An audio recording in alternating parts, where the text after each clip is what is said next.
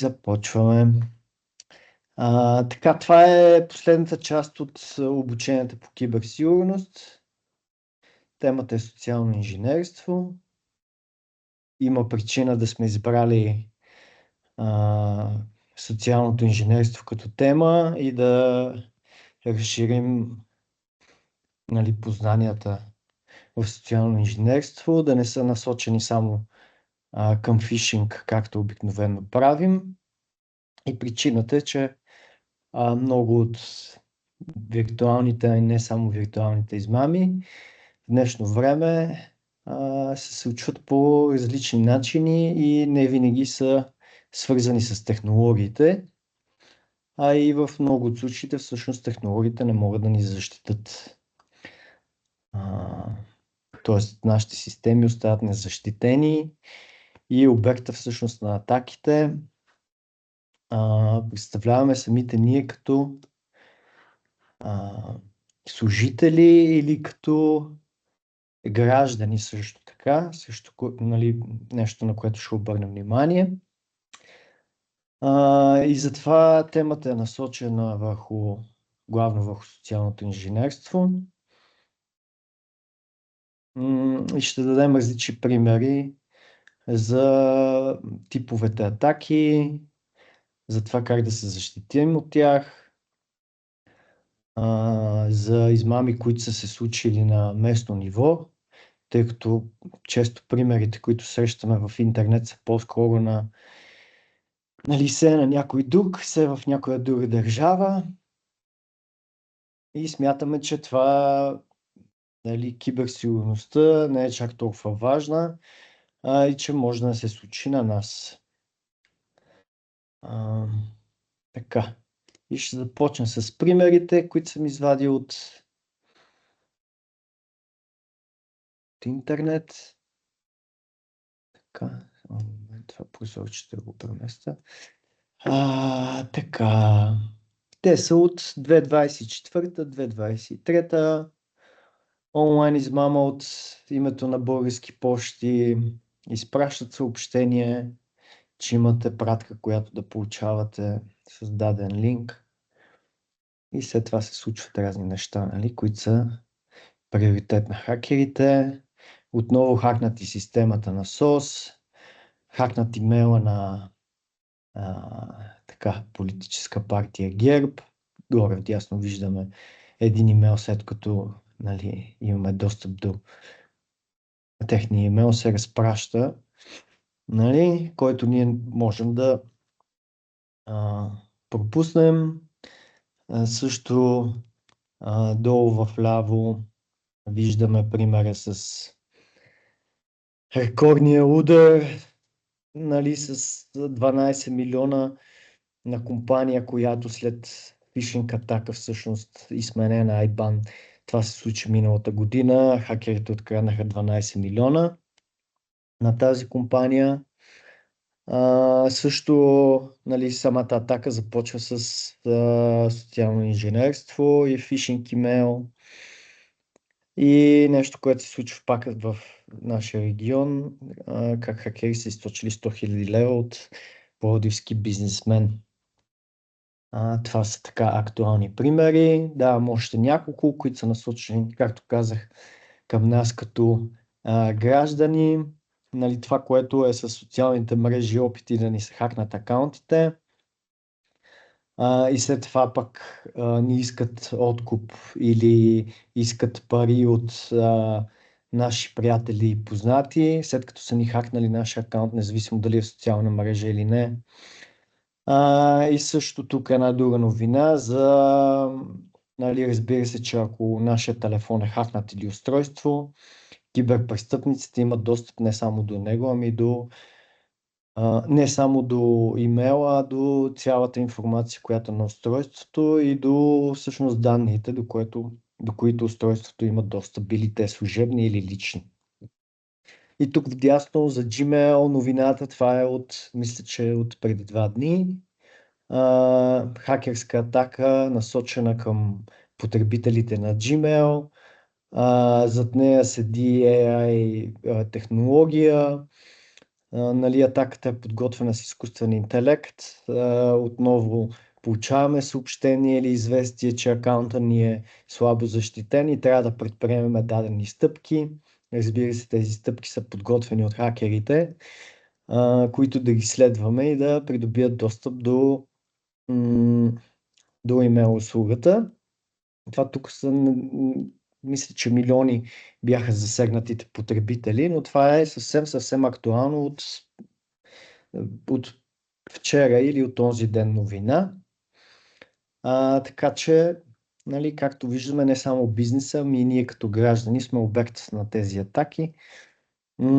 Ние участваме в една гилдия по киберсигурност с колеги, с които се срещаме много често, веднъж на 2 седмици от различни държави. Там обсъждаме, нали, различни теми, свързани с киберсигурността. Вчера бях на такава среща. Всъщност разговаряхме, нали, какви инциденти срещаме. Един от колегите се откоряваше, тъй като каза: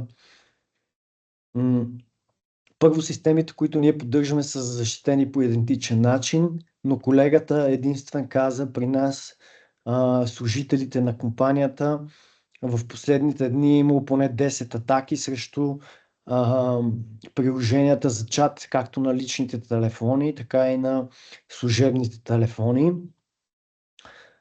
с цел да им откраднат акаунтите на Viber, да кажем, или с цел предоставяне на някаква служебна информация. И аз тогава го попитах, нали, добре, защо, какви са тези хакери, нали, защо вие точно сте обект на атаките? И той каза: те избират на случайен принцип компании и ги атакуват, и на случайен принцип също, нали, граждани или служители ги атакуват, и просто каза: пригответе се.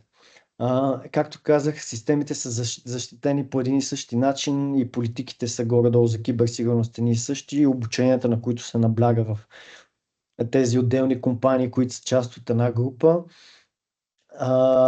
Така че това, което е разликата, всъщност, че ние не сме били нали, цел за хакерите, но всъщност той каза: подгответе се, защото това следва и при вас.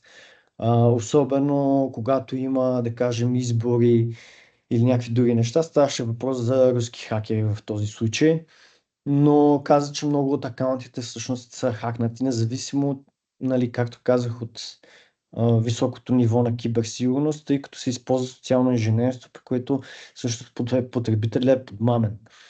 Така, давам примери за различни типове за социално инженерство. Scareware, нали, подвеждат ни под претекст, че нещо лошо ще се случи. Нали, това е вторият тип атака. Използва се фалшива идентичност, подмамват ни, като ни карат, нали, да предоставяме някаква информация, клонфишинг или клониране. Това може да бъде както клониране на имейл, клониране на телефонен номер, клониране на портал, например на Gmail портал или на Office 365 или някой сайт легитимен, с който комуникираме. Хакер всъщност прави клонинг, който изглежда 1:1. Подмамва ни да кликнем там, да си въведем паролата и той всъщност ти открадва или, нали, заобикаля също и многостепенната верификация в някои случаи. Домен спуфинг, това е подмяна на домен името, който е почти идентичен с този, с който ние сме свикнали да работим, но има някаква дребна разлика, например в някоя буква или цифра, която на пръв поглед не можем да забележим. Evil Twin, това е когато сме на публични места, хакер използва Wi-Fi мрежа, която е със същото име. Пример е с Starbucks. Отиваме да си вземем кафе, мрежата се казва Starbucks, хакер е сложил друго Wi-Fi устройство със същото име. Ние се свързваме към него и той вече с трафика, който ние изпращаме всъщност към интернет страниците или имейлите, които искаме да получаваме, може да го манипулира. Spear phishing, нали, това е фишинг, който обаче е целенасочен. срещу лица или фирми с предварително събрана информация. Лолинг, това е вече срещу пак с предварително подготвена информация. Фишинг, но срещу личности, които така имат някакво влияние, примерно политически личности или директори на големи компании, известни личности и така нататък. Вишинг, смишинг, много популярно, както казах, няма да си говорим само за фишинг. Вишинг, смишинг, това са съобщения или телефонни обаждания, които получаваме. Отново, нали, с опит да се придобие някаква информация от нас, било тя лична или служебна. Waterholing, това е когато един уебсайт или платформа, в която имаме акаунт, всъщност е хакнат и през него са нали, компрометирани всички в момента посетители на този сайт, т.е. хакера директно атакува платформата, която знае, че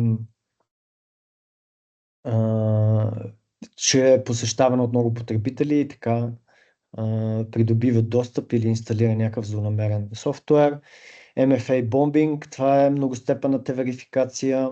Пак бих казал, че е тип социално инженерство, защото съм го вкарал тук. Нали, заради това съм го вкарал тук. Това е когато ни изпращат много пъти един седук, искане да предоставим код или да одобрим през телефона, нали, втория метод за многостепенна верификация. Т.е. те ни тормозят, докато ние не кликнем Approve или Allow, за да разрешим достъпа, който всъщност защитаваме с приложението, което е инсталирано на телефона. Фишинг с клониран сайт, който е защитен с многостепенна верификация. Microsoft 365, Google Workspace, всичките им правят. Клонинги изпращат ни фишинг имейл, ние кликваме, въвеждаме си паролата, след това въвеждаме кода или одобряваме с приложението за многостепенната верификация, пък те изпращат от клонинга към оригиналния портал и връщат обратно заявката към нас и по този начин заобикалят многостепенната верификация и разбира се атаките базирани на AI Deepfake, чрез които се симулира глас, лицеви характеристики с цел манипулиране на жертвата. Разбира се, в тези всичките случаи жертвата сме ние и това са най-различни методи, при които чрез социално инженерство и така подмамване могат да ни хакнат системите или ние да им предоставяме сами пароли или данни или някаква конфиденциална информация. Така че, нали, както виждаме, типове атаки много, трябва да знаем как да се защитим. И давам този пример, защото лично аз, ако трябва да придобия достъп до някой акаунт, знам, че 80% може би от служителите използват за парола имена, дати на раждане, което или името на компанията, в която работят. Нали, те могат да са комбинирани, но лесно могат да отгадна паролата, а с примерно AI инструменти или други компютърни програми, нали, могат да се правят и различни комбинации и да се правят опити да бъдат разбити. И с някои от другите методи за обикаляне на многостепенната верификация, също много лесно може да се придобие достъп. Затова съществуват друг тип защити, но на първо място ние трябва да внимаваме какво кликваме, какво правим, на кой предоставяме информация и да проверяваме всъщност за такива измамни сигнали нали, на базата на социално инженерство. И това, което използват всъщност хакерите и киберпрестъпниците, те използват нашите емоции, за да ни принудат или по-лесно да ни накара да извършим дадено действие. Те много добре знаят как мислим, как действаме и използват това за манипулиране на нашето поведение и ни потикват да предприемем нерационални или рискови действия. Например, ако правя, както казах, MFA бомбинг или съм разбрал на някой паролата или чрез опите съм я отгаднал, ако е лесна, аз ако трябва да правя, нали, някакъв тип атака, ще я направя точно в специфичен момент. Да кажем на ако знам вашата рождена дата, съм я намерил от интернет, или пък на някой празник, тогава ще направя MFA бомбинг. Нали? Защото тогава ще ви изпращам съобщение напрекъснато, за вас няма да е удобен момент или ще кажете, тук сега ще кликна на това нещо и ще го разреша и така. Така че, нали, се използват, затова се казва и социално инженерство, защото се използват всъщност, нали, начина, по който ние мислим и действаме. И обикновено в социалното инженерство ни потикват да, нали, към специфични емоции, като страх, вълнение, любопитство, гняв, вина. И провокират несигурност или объркване, което е идеална среда за оказване на някакво влияние върху нас. Сега хакерите откъде взимат информация, както казах, от различни източници, не е много трудно за тях. Влизат в социалните мрежи, там има имената ни, къде работим, телефони, имейли.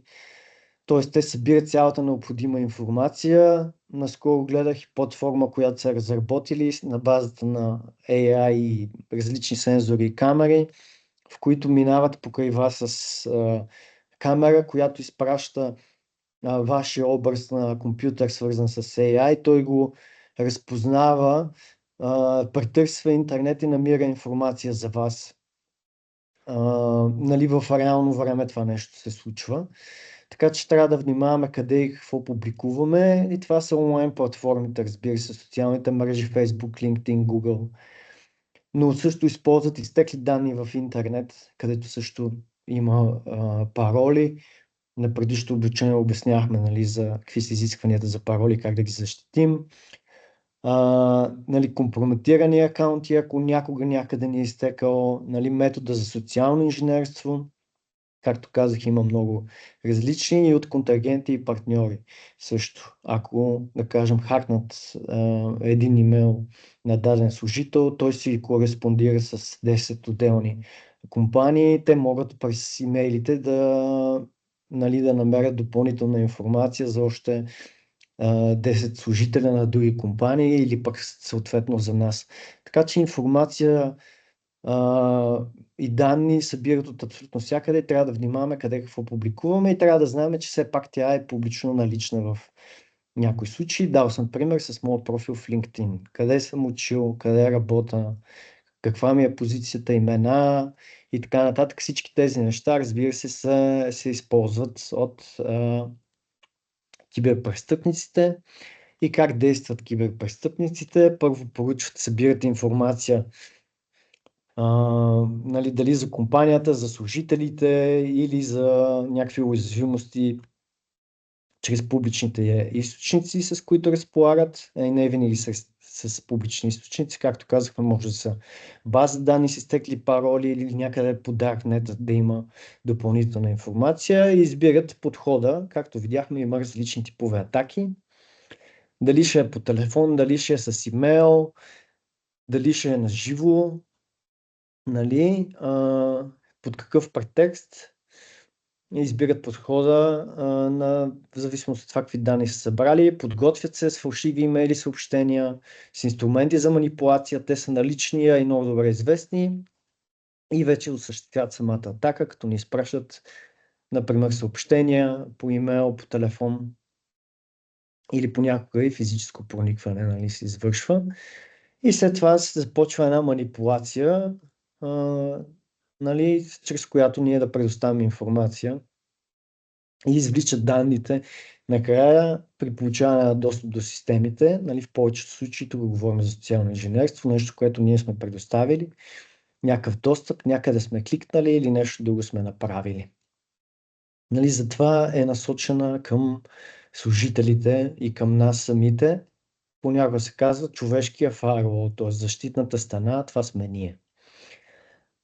Така, това са методите, по които действа, нали, един киберпрестъпник в социалното инженерство. Сега тук съм дал един пример с едни наши приятели от зоопарка, като си говорихме за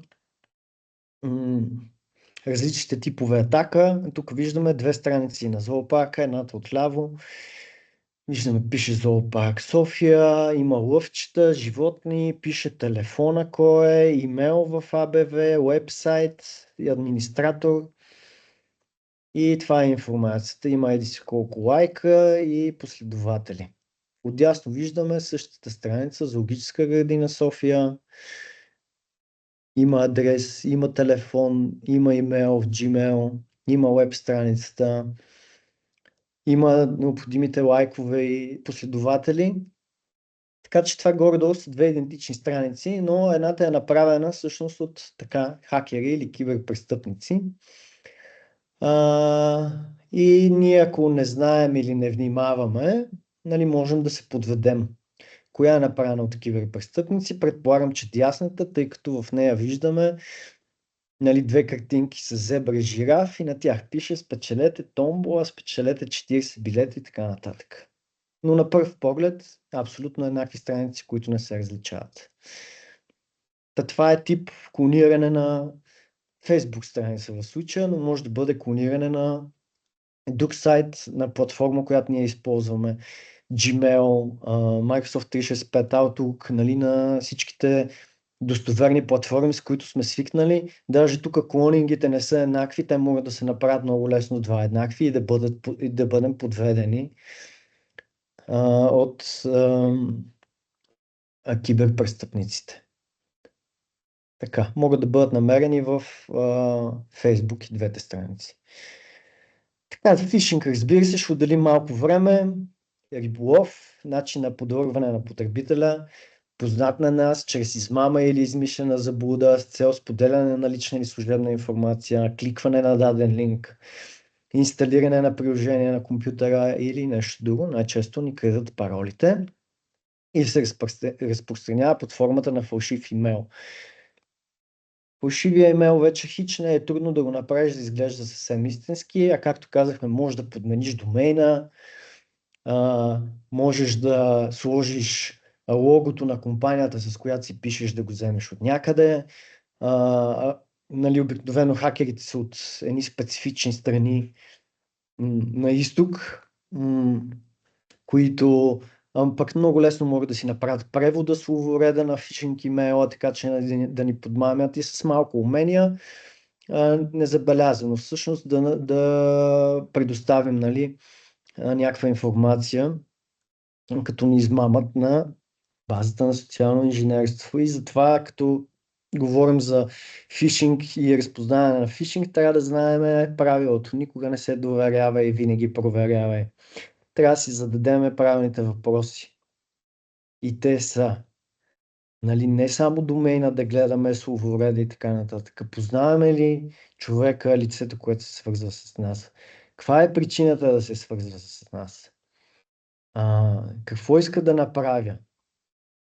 От кой домен е изпратен имейла? Както казахме, понякога това не важи.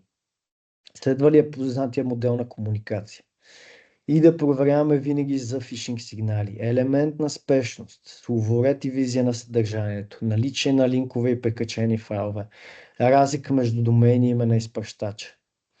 И при съмнение винаги да валидираме по друг канал. Тоест основните въпроси: познаваме ли го този човек, за какво се свързва с мене? Не да фащаме и да кликаме напред-назад.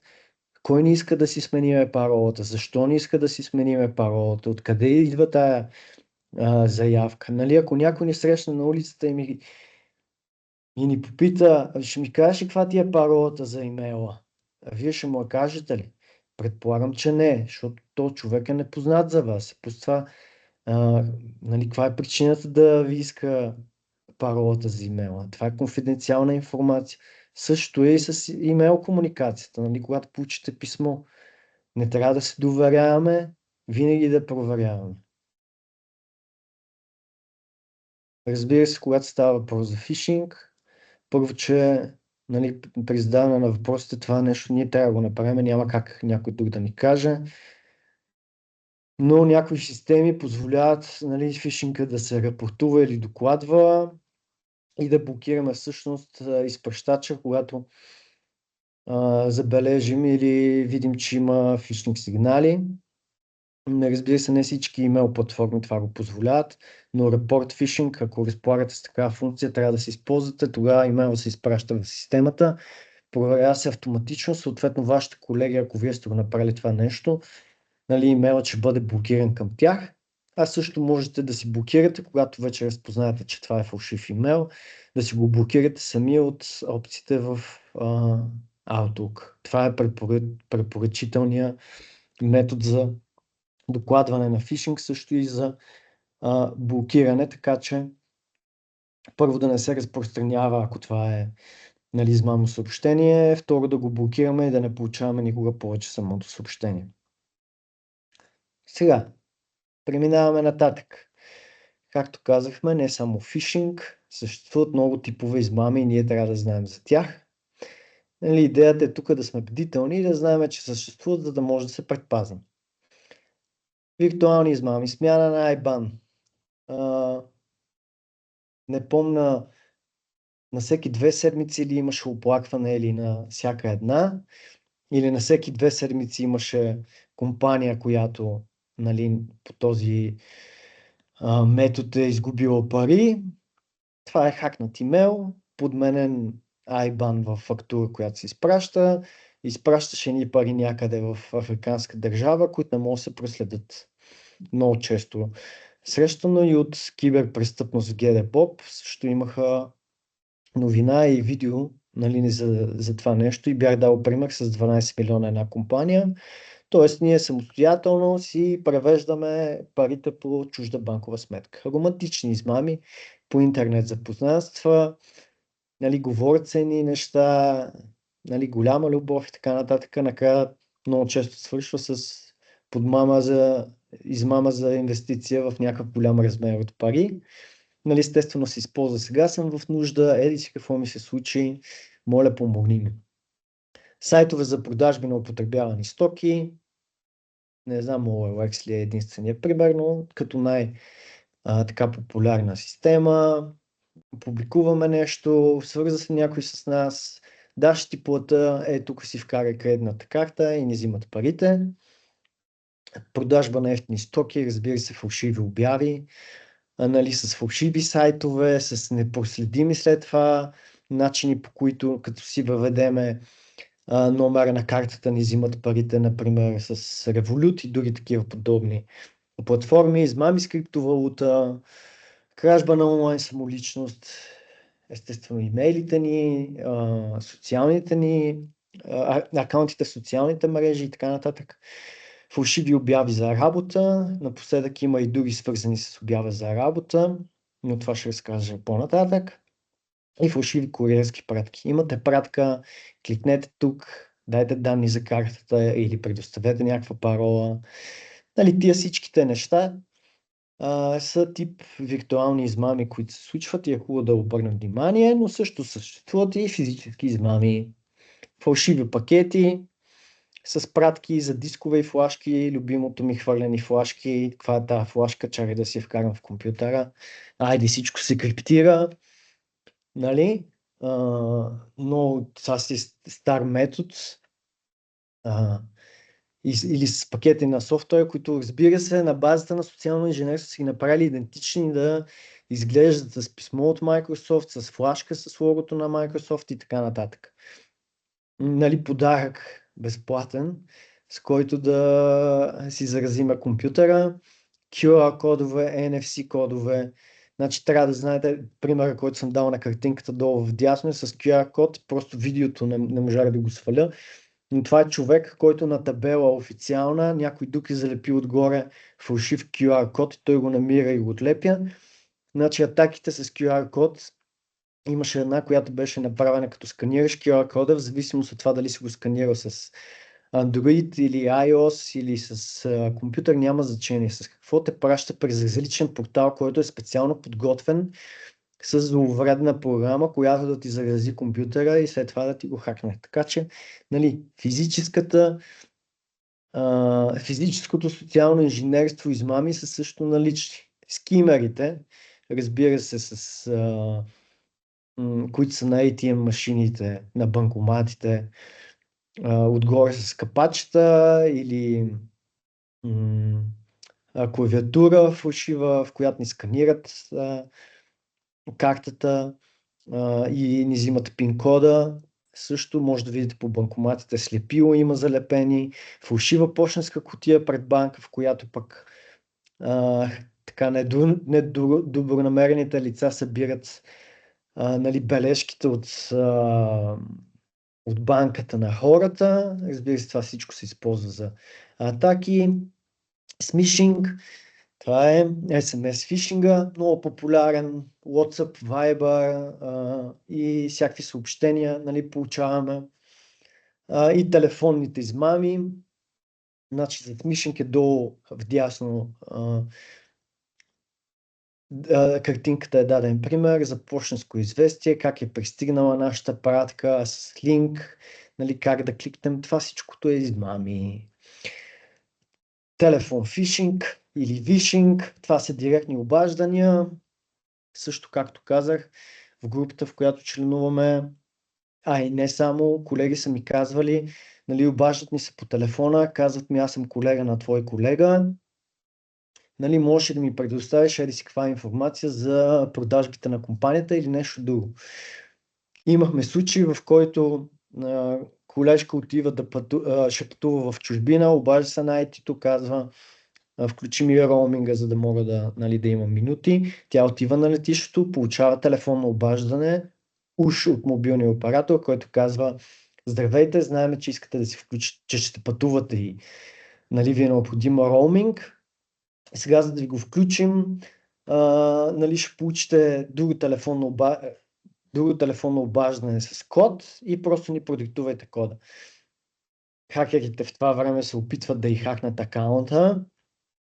Нали, тя получава код на нейния телефон, обаждане с код, което пък продиктува на хората, които са обадили по телефона, и по този начин всъщност тя си дава кода, който я защитава на хакера, който се е обадил по телефона, изгубва достъп до Viber.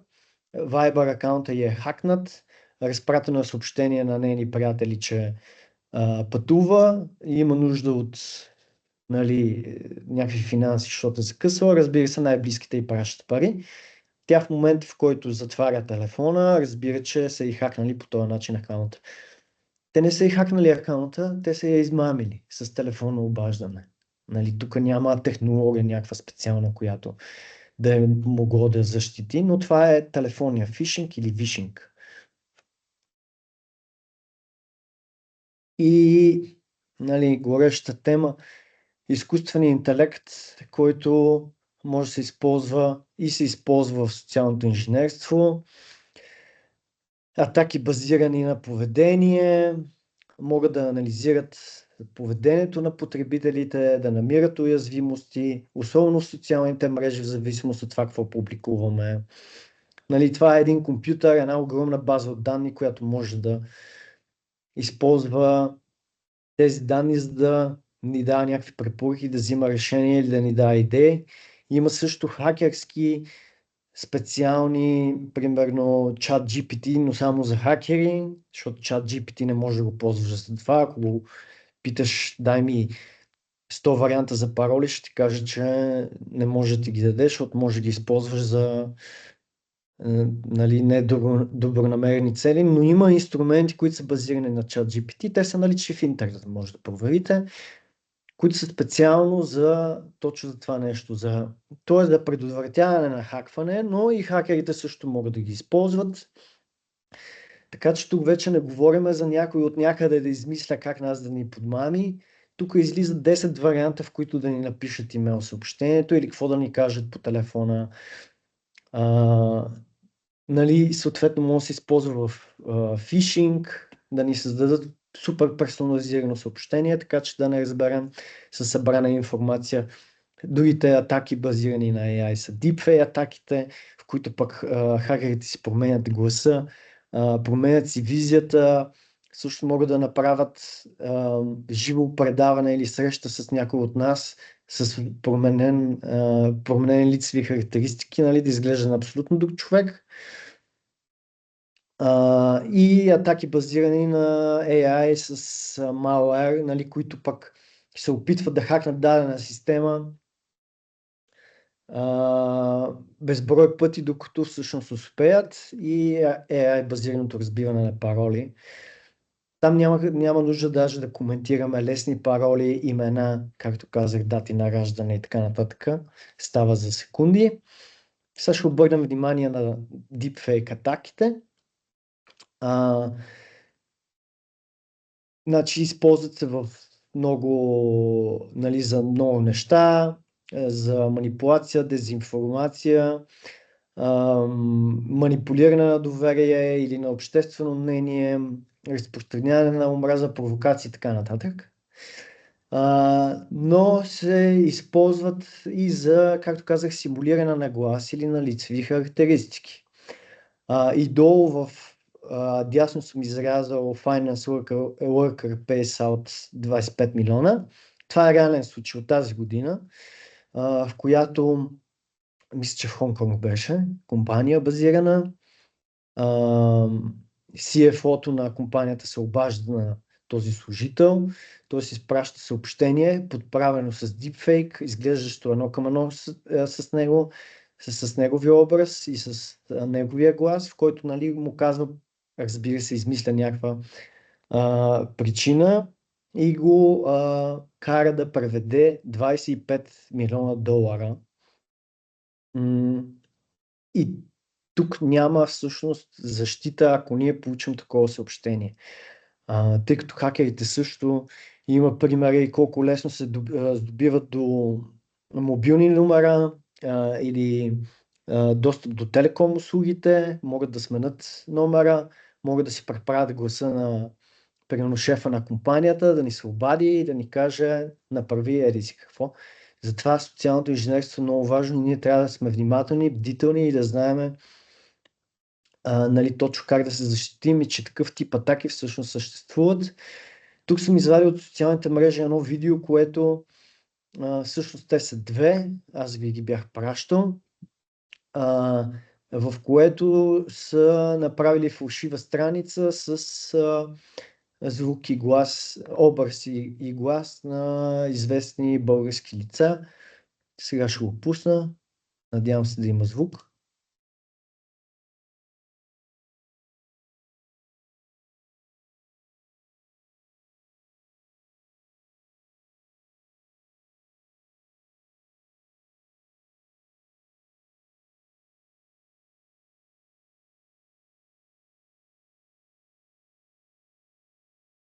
Така, тук са подправили всъщност на президента гласа и образа, подменили са го, използват го отново, нали, с цел финансова измама, като ни подмамват, нали, с цел бърза печалба, ни казват, че ще имаме да инвестираме пари. И нататък аз съм отворил, е направена фалшива страница, нали, в която е описано всичко, супер достоверно е направена. Но примера беше за deepfake, всъщност как е подменен гласа и образа. Това може да се случи на абсолютно всичко. Това даже мисля, че не са използвани най-съвременните инструменти, но, нали, един хакер ще ги използва, ако иска да осъществи някаква атака и естествено, ако има финансова изгода от това. Тук не е пряко насочена към компания, ами към гражданите на България. Нали? Не е нужно да откраднеш от една компания 25 милиона. Може да откраднеш по 500 лева от 10 000 души. Нали? Е достатъчно. Така, това са deepfake атаките. Продължаваме нататък. Man in the middle или човек по средата. Сега този пример съм го давал и преди. Как се случва? Това се случва когато ние комуникираме с наш партньор, доверено лице, няма значение, и някой застава по средата между нас, съответно хакера, подменя комуникацията, нали, първо подменя комуникацията, почва да комуникира, т.е. ние имаме една редовна комуникация. Сега съм сложил, освен писъмце, съм сложил и телефонче, защото може да се осъществи, нали, и по телефон, тъй като телефона има навсякъде вече достъп. Ние си комуникираме, хакера компрометира нашата комуникация. Както казахме, има много начини за това. Изтекла ни е паролата, ние сме предоставили някаква информация от някаква друга компрометирана система в миналото или през трета страна, например, хакнали са нашия партньор. Той самия хакер застава между нас, той вече почва да чете нашата комуникация или да я слуша, ето с очето.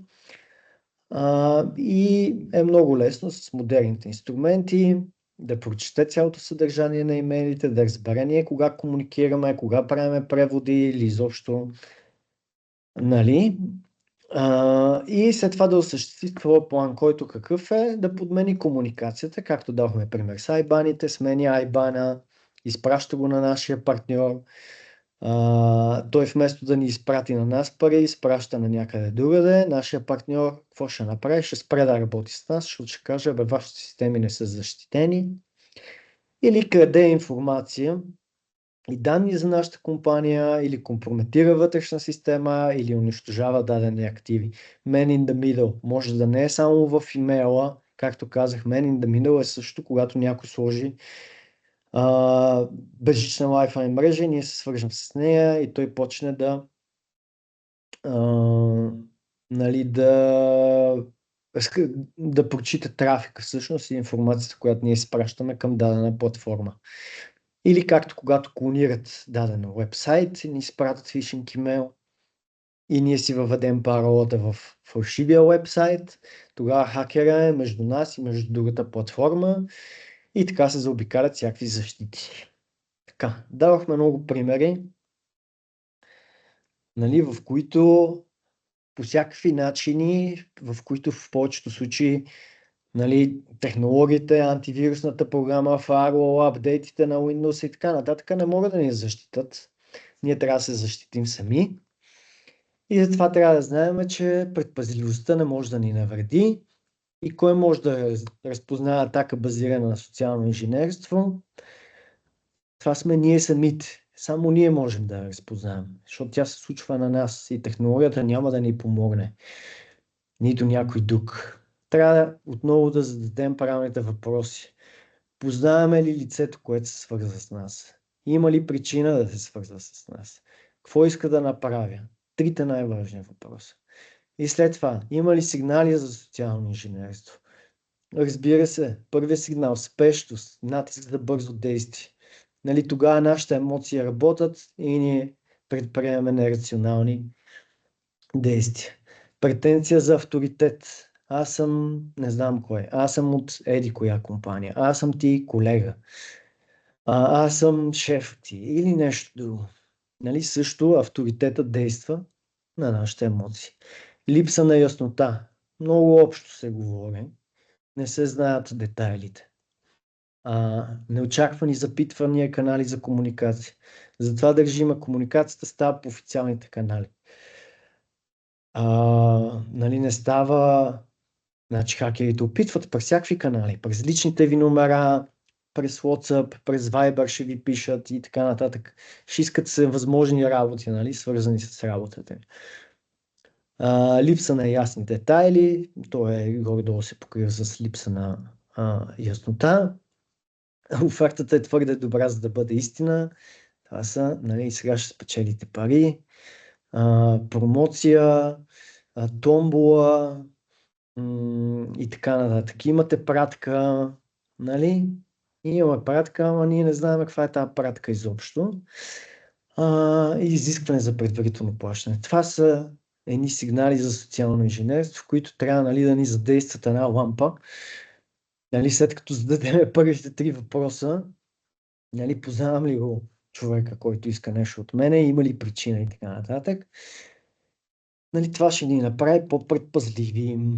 Така че това е начинът, по който ние ще разпознаваме социално инженерство и, нали, как ще се бореме срещу тези тип атаки или как ще се защитиме, нали, от атаки базирани на социално инженерство, защото наистина е трудно, обаче просто трябва да внимаваме, трябва да знаем, че те съществуват и трябва да имаме някакъв план, ако случайно сме, нали, попаднем под атака на социалното инженерство и на хакерите. Не бързаме, не реагираме веднага. Нали? Не правим нерационални действия, искаме рационално обмислено. Трябва да проверим самоличността на човека или организацията. Това не става с кой си ти, нали, да ти върна отговор в чата или да ти върна отговор на имейла.